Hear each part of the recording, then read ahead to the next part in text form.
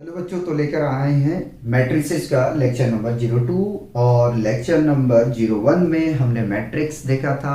ठीक है, और मैट्रिक्स के कुछ टाइप्स हमने डिस्कस किए थे। और लेक्चर नंबर 02 में बेटे हम कवर करेंगे जो नेक्स्ट हमारे टाइप बचे हुए हैं, उसे पहले कवर करेंगे, उसके बाद में ही हम क्वेश्चन पे मूव करेंगे। शायद अभी क्वेश्चन पे हमें मूव करने से पहले हमें आपकी बेस को ध्यान में रखते हुए, ठीक है, लेक्चर को लेके चलना चाहिए। तो बेटे जो लेक्चर नंबर 2 है उसमें हम आपको कवर करा देंगे एडिशन और सब्ट्रैक्शन मैट्रिक्स, ठीक है, और टाइप्स जो है ये कंप्लीट करेंगे एडिशन तक। उसके बाद में जो नेक्स्ट लेक्चर हमारा होगा उस लेक्चर में बेटे हम कवर करेंगे मल्टीप्लिकेशन मैट्रिक्स, मल्टीप्लिकेशन का प्रॉपर्टी, ट्रांसपोज मैट्रिक्स हम देखेंगे, ट्रांसपोज कैसे निकाला जाता है, skew symmetric matrix, symmetric matrix और इनवर्स। ठीक है, नेक्स्ट लेक्चर में हम कवर करेंगे एलिमेंट्री रो और कॉलम ऑपरेशन, ठीक है, और उसी में हम कवर करेंगे इनवर्स निकालने के लिए। ठीक है, तो बेटे हम मूव करते हैं अपना नेक्स्ट स्टेप पे। ठीक है, क्योंकि यार जब देखो, जब तक आपका बेस क्लियर नहीं होगा ना, तो ना आपको क्वेश्चन लगाने में मजा आएगा ना हमें कराने में मजा आएगा। ठीक है, तो घबराओ मत, आपको 18 तारीख को मिल जाएंगे मैट्रिक्स का लेक्चर, 19 को मिल जाएंगे आपको डिफरेंशियल कैलकुलस 2 का लेक्चर। ठीक है, जिस तरीके से वादा हुआ उसके हिसाब से। तो बेटे पढ़ते हैं अपर टेबुलर मैट्रिक्स का डिफिनेशन क्या कहता है। कहता है a square matrix in which all the element below the principal diagonal are zero, ठीक है, is called upper tabular matrix. क्या कह रहा है कि अगर स्क्वायर मैट्रिक्स के सारे एलिमेंट जो प्रिंसिपल डायगोनल के नीचे में है, ठीक है, वो जीरो हो जाए, ठीक है, या जीरो कर दिया जाए, तो ऐसे मैट्रिक्स को हम कहते हैं अपर टेबुलर मैट्रिक्स। नहीं आए समझ में, और आसान करते हैं। यदि किसी स्क्वायर मैट्रिक्स के सारे एलिमेंट प्रिंसिपल डायगोनल के बिलो वाली एलिमेंट को जीरो कर दिया जाए, तो ऐसे मैट्रिक्स को अपर टेबुलर मैट्रिक्स कहते हैं। ठीक है, ठीक है, क्या कहते हैं, अपर टेबुलर मैट्रिक्स कहते हैं। जैसे अगर देखें तो ये प्रिंसिपल डायगोनल है, ठीक है, इसके अलावा अगर आप देखेंगे तो जो बिलो में है, नीचे में है, वो एलिमेंट हमारे जीरो हो चुके हैं। तो ऐसे मैट्रिक्स जो कहलाते हैं आपके अपर टेबुलर मैट्रिक्स कहलाते हैं। दूसरी बात हम यहां कह सकते हैं अपर टेबुलर मैट्रिक्स का जो रो होगा वो ग्रेटर होगा कॉलम से। ठीक है, ग्रेटर होगा कॉलम से, क्योंकि यहां आई जो होता है, आयत को हम लोग रो कहते हैं और जयत को हम लोग कॉलम कहते हैं। ठीक है, इसका प्रॉब्लम हम कराएंगे, घबराओ। अब लोअर टेबुलर मैट्रिक्स में जस्ट क्या होगा बेटे कि प्रिंसिपल डायगोनल के जो एलिमेंट होंगे ना अबव वाले वो जीरो हो जाएंगे। ठीक है, तो उसे हम लोग लोअर टेबुलर मैट्रिक्स कहते हैं। बाकी बात डिफिनेशन वही कहता है, a square matrix in which all the element above the principal diagonal, ठीक है, आर जीरो, बेटा ये छूट गया, ठीक है, आर जीरो, ठीक है, आर जीरो मेंशन कर दूं, ठीक है, zero is called a lower tabular matrix. क्या है कह रहा, लोअर टेबुलर मैट्रिक्स कह रहा कि a square matrix in which all the element above the principal diagonal, ठीक है, और zero is called lower tabular matrix. ठीक है, एक चीज याद रखना, लोअर में और अपर में याद रखना, अपर में जो होगा वो प्रिंसिपल डायगोनल के एलिमेंट के जो नीचे का होगा एलिमेंट वो जीरो हो जाएगा। ठीक है, तो अपर की ये पहचान है, नीचे जीरो करना है बेटा, ट्रायंगल फॉर्म करेगा। और लोअर में क्या होगा कि प्रिंसिपल डायगोनल एलिमेंट के ऊपर वाले जो एलिमेंट होंगे, ठीक है, ऊपर वाले, ठीक है, वो जीरो हो जाएंगे। ठीक है, तो इन दोनों को याद रखेंगे। उसी प्रकार से जो आपका रो होगा लोअर टेबुलर में वो लेस होगा कॉलम से। ठीक है, तो ये पहचान माइंड में रखना, या तो आप पिक्चर सेट कर लेना माइंड में, ठीक है, कि लोअर और अपर में क्या है। ऐसे जब क्वेश्चन कराएंगे तो प्रॉब्लम नहीं आएगा। आगे में चलते हैं इक्वल मैट्रिक्स। ठीक है, इक्वल मैट्रिक्स। देखो दो मैट्रिक्स को इक्वल कब कह सकते हैं, और हम लोग जानते हैं, अगर जनरली हम यहां से हट जाएं, ठीक है, साइडों की बात करें, ठीक है, इक्वल का मतलब क्या होता है, बराबर। बराबर किस बेसिस पे आप बराबर कर रहे हो, ठीक है, उनकी हर एक प्रॉपर्टी के बेसिस पे आप बात करोगे, ठीक है। देखो मैं केमिस्ट्री और फिजिक्स नहीं पढ़ा रहा हूं, फिर भी बता रहा हूं, उनकी प्रॉपर्टी को चेक करोगे, ठीक है। अब मैट्रिक्स है यार आपके पास में, तो आप क्या देखोगे, उनके ऑर्डर को देखोगे, उनके एलिमेंट को देखोगे। नहीं समझे बात को, नहीं समझे। दो मैट्रिक्स को आप तभी इक्वल मैट्रिक्स कह सकते हो अगर उनका ऑर्डर सेम हो जाए, उनके एलिमेंट सेम हो जाए, ठीक है, तभी तो आप उसे इक्वल मैट्रिक्स कह सकते हो, ठीक है। अगर मान लो कि ऑर्डर या उनके एलिमेंट कोई भी एक डिफर हो जाए, अलग हो जाए, ठीक है, जो दोनों समानताएं ना हो, तो आप उसे इक्वल नहीं कह सकते हो। पढ़ते हैं डेफिनेशन। कह रहा है two matrix A and B are said to be equal. कह रहा है कि दो मैट्रिक्स को हम तब इक्वल कह सकते हैं, आगे में, if and only if they have the same order and their corresponding elements are equal. क्या कह रहा है, कह रहा है कि दो मैट्रिक्स को हम तभी बराबर कह सकते हैं यदि उनके ऑर्डर सेम हो और उनके करस्पॉन्डिंग एलिमेंट भी सेम हो, बराबर हो, तो हम उसे इक्वल मैट्रिक्स कहते हैं, ठीक है। आगे में चलते हैं। If A matrix is equal to A I J M by N and B matrix is B I J P by Q, ठीक है। देखो अब इन दोनों को हमें इक्वल शो करने के लिए क्या होना चाहिए। देखो अगर मैट्रिक्स ए का और मैट्रिक्स बी का रो बराबर हो जाए, मैट्रिक्स ए का और मैट्रिक्स बी का कॉलम बराबर हो जाए, तभी हम कह सकते हैं कि जो गिवन मैट्रिक्स है, जो हमें दिया गया मैट्रिक्स है, वो मैट्रिक्स बराबर है। अगर दोनों का रो और कॉलम, दोनों मैट्रिक्स का रो अगर बराबर है तो इक्वल मैट्रिक्स, और अगर दोनों का कॉलम बराबर है तो इक्वल मैट्रिक्स। अच्छा, इक्वल बताने के लिए क्या क्या करना पड़ेगा। देखो अगर ए मैट्रिक्स और बी मैट्रिक्स हमने सपोज दैट ए और बी शो कर रहे हैं, इस मैट्रिक्स का रो बराबर है, ठीक है, इसका भी रो बराबर है। अगर इसका कॉलम बराबर नहीं है आपस में, ठीक है, तो आप इक्वल मैट्रिक्स नहीं कह सकते, ठीक है। हो गया यहां से क्लियर, और आगे में चलते हैं। चलो ठीक है, कॉलम भी बराबर हो गया, ठीक है, कॉलम भी दोनों मैट्रिक्स का बराबर हो गया। लेकिन अगर एलिमेंट की बात करें, अगर एलिमेंट दोनों मैट्रिक्स के बराबर नहीं है तो भी इक्वल मैट्रिक्स नहीं होगा। तो पूरा ओवरऑल अगर कंक्लूजन हम निकाले तो हम क्या निकाल सकते हैं, हम यही कह सकते हैं कि इक्वल मैट्रिक्स हम तभी डिफाइन कर सकते हैं दो मैट्रिक्स को अगर उनका ऑर्डर सेम हो।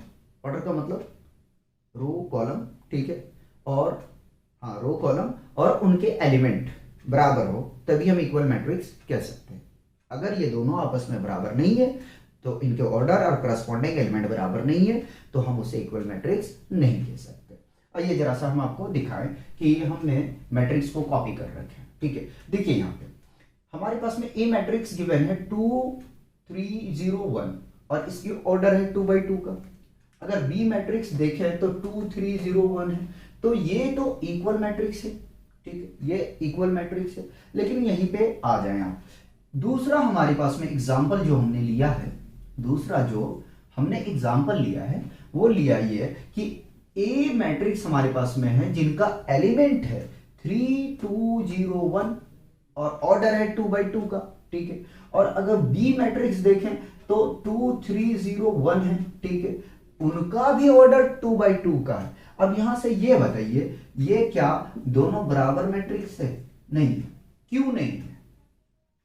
क्यों नहीं है भैया? सेम तो है, सेम नहीं है क्या? चेक करो जरा, ठीक है। तो आप यही कहोगे कि सर ऐसा है कि इनका जो एलिमेंट है, ठीक है, अगर हम यहां से बात करें तो इस मैट्रिक्स में अगर देखने के लिए जाएं तो A11 यानी कि फर्स्ट रो फर्स्ट कॉलम 3 है, और बी मैट्रिक्स का देखने के लिए जाएं फर्स्ट रो फर्स्ट कॉलम तो 2 है, तो ये तो आपस में बराबर नहीं है। तो इसलिए ये मैट्रिक्स इक्वल मैट्रिक्स नहीं है। अगर इसी मैट्रिक्स की हम बात करें तो ये मैट्रिक्स दोनों क्या है, बराबर है, क्योंकि इस मैट्रिक्स का, ए मैट्रिक्स का जो एलिमेंट है आपका A11 वो बी मैट्रिक्स के बराबर है, और इसका A12 अगर देखें तो ये A12 के बराबर में है। तो इक्वल मैट्रिक्स आप तभी कह सकते हो यदि उनका ऑर्डर, ठीक है, और करस्पॉन्डिंग एलिमेंट सेम हो, ठीक है, तो आप उसे इक्वल मैट्रिक्स कहोगे। तो फटाफट रिवाइज करा दें, क्या क्या हमने पढ़ा। हमने पढ़ा अपर टेंगुलर मैट्रिक्स, ठीक है, अपर टेंगुलर मैट्रिक्स वे मैट्रिक्स होते हैं, ठीक है, यदि किसी स्क्वायर मैट्रिक्स के प्रिंसिपल डायगोनल के बिलो वाली एलिमेंट जीरो हो जाए तो उसे अपर टेंगुलर मैट्रिक्स कह रहे हैं। भाई देखो अपनी डिफिनेशन बोल रहे हैं, ठीक है, यहां से नहीं बोल रहा हूं। लोअर टेंगुलर मैट्रिक्स क्या है, ठीक है, ऐसे ना ऐसे बोले, वे स्क्वायर मैट्रिक्स, ठीक है, जिनके सारे एलिमेंट, ठीक है, सारे एलिमेंट प्रिंसिपल डायगोनल के अबव जीरो हो जाए तो ऐसे मैट्रिक्स को हम लोग लोअर टेंगुलर मैट्रिक्स कहते हैं। इक्वल मैट्रिक्स में हमने काफी टाइम दिया है तो जरूरी नहीं है, ठीक है। तो बेटे इसके बाद में अब हम करवाते हैं आपको एडिशन मैट्रिक्स। उससे पहले हम आपको सिखा देते हैं कि कैसे आप 2x2 मैट्रिक्स को कंस्ट्रक्ट करेंगे, 2x3 मैट्रिक्स को कंस्ट्रक्ट करेंगे। उसको सिखाने के बाद में हम एडिशन पे मूव करेंगे और एडिशन के प्रॉपर्टी देखेंगे और उसके कुछ क्वेश्चन डिस्कस करेंगे, ठीक है। पहले कॉपी किया जाए। तो बेटे दो मैट्रिक्स को हमने कॉपी करके रखा है, ठीक है। हम मैट्रिक्स बनाने के लिए सीखते हैं 2x2 ऑर्डर का, ठीक है। तो हमसे कह रहा है construct a 2x2 matrix A equal to EIJ whose element are given by, ठीक है। हमें 2x2 का मैट्रिक्स जो है वो बनाना है, ठीक है। कैसे बनाएंगे तो फोकस कीजिए जरा सा, ठीक है। सॉल्यूशन करते हैं बेटे। AIJ is equal to I plus J divided by 2 का होल स्क्वायर, ठीक है। अब सुनो क्या करेंगे कि रो हम 1 रखेंगे और कॉलम 1 रखेंगे, ठीक है। तो A11 इज इक्वल टू, देखो बेटा, ठीक है, I क्या है, रो है, और J आपका क्या है, कॉलम, तो 1 प्लस 1 डिवाइडेड बाई 2 का होल स्क्वायर, ठीक है। तो A11 कितना आ जाएगा आपके पास में 2 डिवाइडेड बाई 2, ठीक है, का होल स्क्वायर। कैंसल आउट करोगे तो 1 मिलेगा और 1 का स्क्वायर करोगे बेटे तो कितना मिलेगा, 1 मिलेगा, ठीक है। A11 यहां से पता चल गया, ठीक है। हमें नेक्स्ट निकालना है A12। तो A12 क्या है, ठीक है, रो आपका 1 है, ठीक है, और कॉलम आपका 2 है, तो 1 प्लस 2 डिवाइडेड बाई 2 का होल स्क्वायर, ठीक है। और जब इसे ऐड करोगे बेटे तो मिलेगा 3/2 का होल स्क्वायर, और इसको और सॉल्व करोगे तो ये मिलेगा 9/4, ठीक है। तो यहां से A12 भी पता चल गया, ठीक है। आगे में चलते हैं।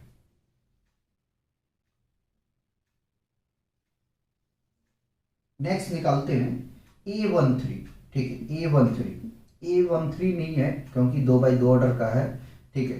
तो 2 1 है ना, A21 निकालने के लिए जाएंगे तो अब रो हमारे पास में जो है वो 2 हो गया है और कॉलम हमारा 1, तो 2 प्लस 1 डिवाइडेड बाई 2 का होल स्क्वायर, ठीक है। ऐड करेंगे तो 3/2 का होल स्क्वायर और इसको सॉल्व करेंगे तो 9/4।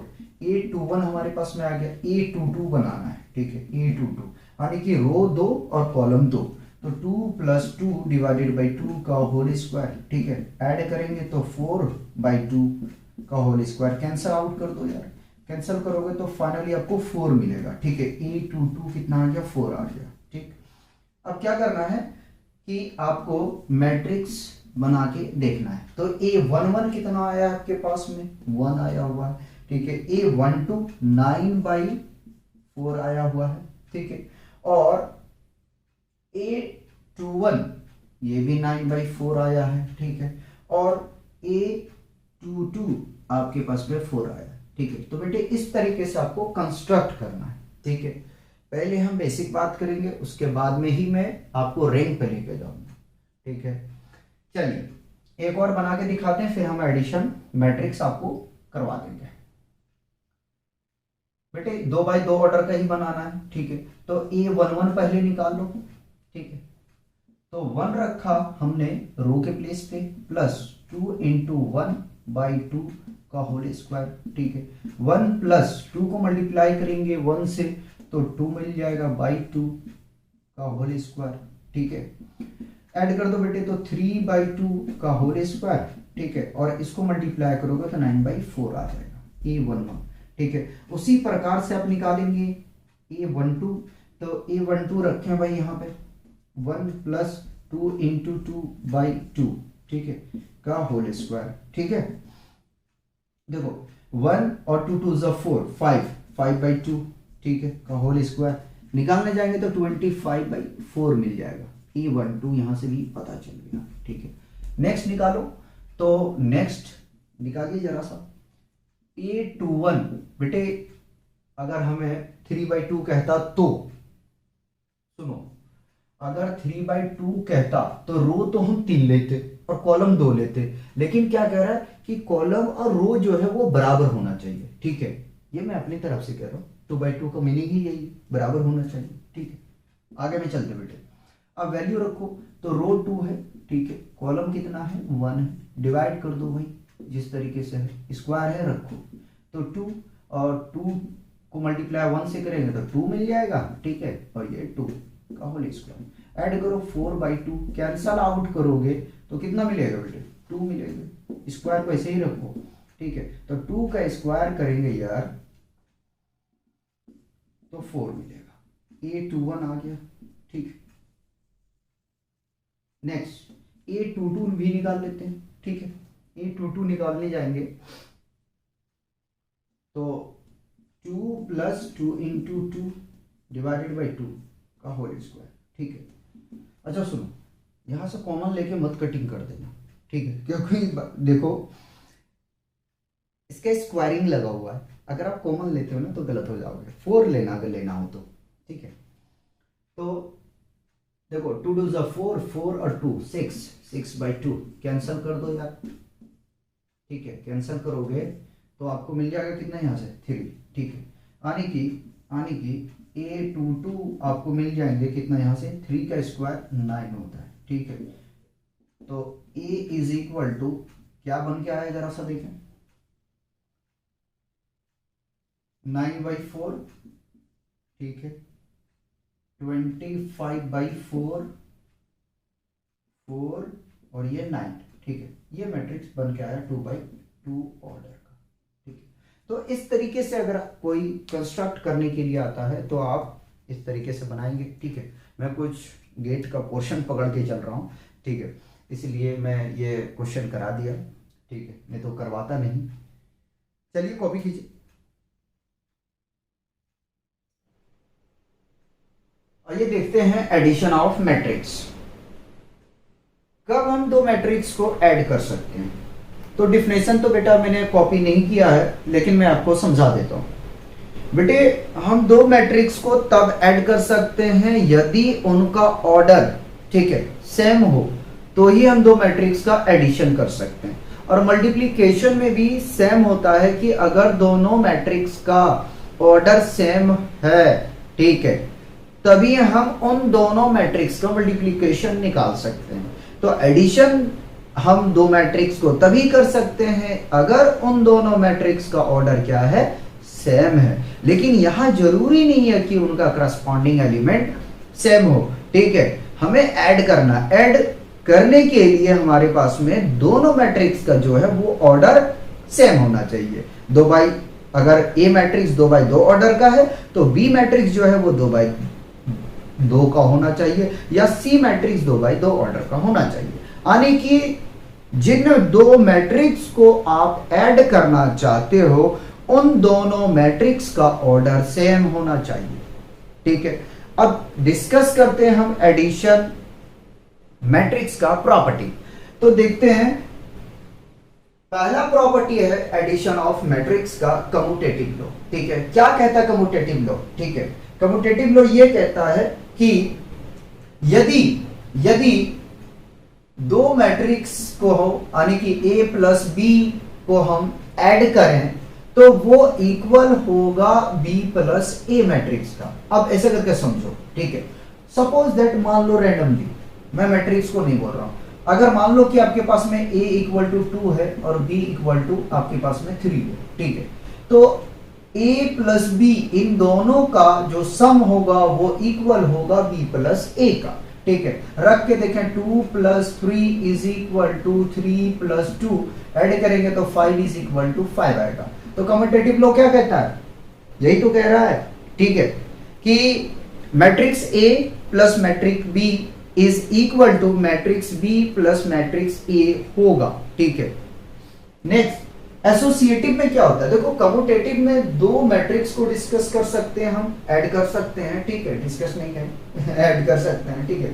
एसोसिएटिव में 3 होता है। देखो, अगर आपके पास 3 मैट्रिक्स गिवन है A B C, ठीक है, तो आप ऐसा करो कि पहले A और B मैट्रिक्स को जोड़ लो, फिर C मैट्रिक्स को जोड़ो। रिपीट कर रहा हूं, ठीक है, पहले A और B मैट्रिक्स को जोड़ लो, फिर C मैट्रिक्स को जोड़ो, या तो पहले B और C मैट्रिक्स को जोड़ लो और मैट्रिक्स उसके बाद A को जोड़ो, ठीक है। ये आपस में बराबर रिजल्ट देने वाले हैं। तो एसोसिएटिव लॉ यही कहता है कि यदि आपके पास में 3 मैट्रिक्स गिवन है तो A plus B plus C, ठीक है, मैट्रिक्स का जो सम होगा वो इक्वल होगा matrix A plus matrix B plus C का, ठीक है। इनके सम के जो है वो बराबर होंगे। नहीं समझ में आया, ठीक है।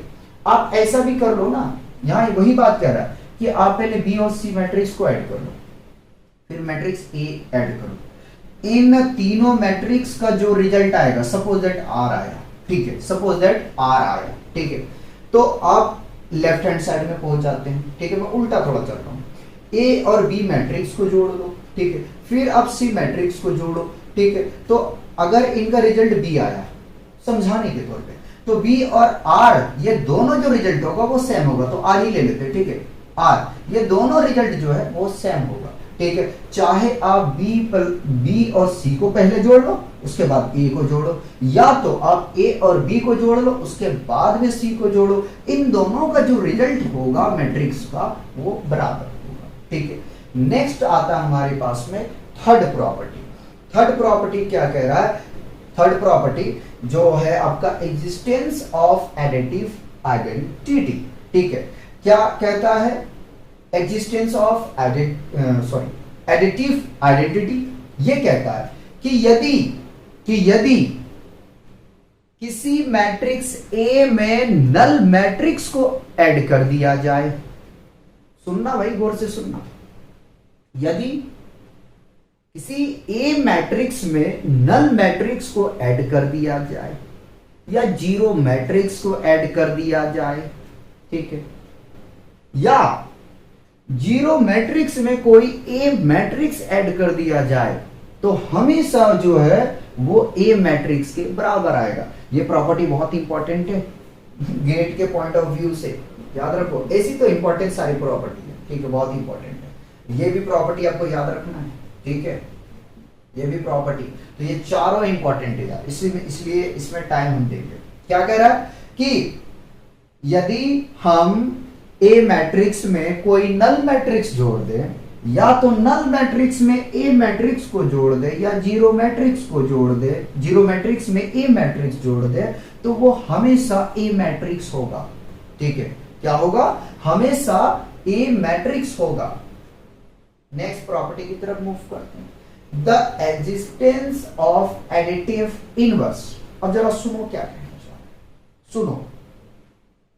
कह रहा है A मैट्रिक्स में अगर हम जोड़ दें माइनस A मैट्रिक्स को, तो इनका जो हमेशा रिजल्ट आएगा वो 0 आएगा।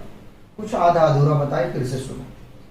यदि A मैट्रिक्स में कोई एडिटिव इनवर्स मैट्रिक्स को ऐड कर दें, या तो फिर एडिटिव इनवर्स मैट्रिक्स के साथ में कोई A मैट्रिक्स ऐड कर दें, तो वो हमेशा होगा आपका जीरो मैट्रिक्स के बराबर। ये देखो जीरो है या जीरो मैट्रिक्स पढ़ लो, तो ये किसके बराबर होगा, हमेशा जीरो मैट्रिक्स के बराबर होगा। देखो ये प्रॉपर्टी बहुत इंपॉर्टेंट है, फिर से मैं कह रहा हूं, ठीक है, मैं फोकस कर रहा हूं थ्योरी पे, तो कुछ ना कुछ रीजन है। गेट के पॉइंट ऑफ व्यू से बहुत ज्यादा बेटे इंपॉर्टेंट है इसकी प्रॉपर्टी। अभी तक जो ये मेरा दूसरा लेक्चर चल रहा है बेटे, इसमें सारी प्रॉपर्टी इंपॉर्टेंट है। जितना अच्छा आपका प्रॉपर्टी क्लियर होगा, मैथमेटिक्स आपका उतना ही अच्छा क्लियर होगा। अगर आपका प्रॉपर्टी में बेस अच्छा नहीं है तो आप भैया भूल जाओ, ठीक है। अगर इलेक्ट्रिकल ब्रांच के कोई बच्चे हैं तो सिग्नल सिस्टम में भी प्रॉब्लम आएंगे, कंट्रोल में भी आएंगे, ठीक है। ये चीज हमेशा याद रख लेना, मैथ बिल्कुल स्ट्रॉन्ग बना के चलो। तो हमने क्या बताया, कम्यूटेटिव लॉ आपको एक्सप्लेन कर दिया, एसोसिएटिव कर दिया आपको, एग्जिस्टेंस ऑफ एडिटिव आइडेंटिटी कर दिया मैंने, और the existence of additive inverse भी कर दिया। बेटा प्रॉब्लम नहीं आना चाहिए, ठीक है।